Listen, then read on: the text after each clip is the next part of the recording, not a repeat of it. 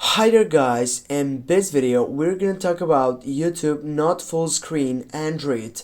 Yes, this could be a quite problem for you, but don't worry about it, it will get up and fix this problem.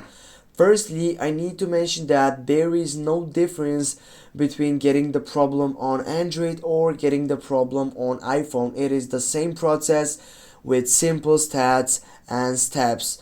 First, what you need to do, you need to open up a video, and now if you just type on your right side down for getting that full screen, and if it doesn't allow you, you need just to bounce up into your phone.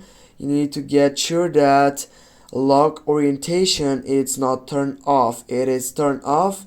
Now if you type on that section, it will bring you to the main point, but it will not shows up. As you can see here, it's just locked in. Now if you need to make sure that this is turned on, and then simply you need to turn just off, and as you can see now, if you type on the video, you can just take a look of this full screen. Thanks for watching guys, don't forget to hit that like and share the video. See you soon.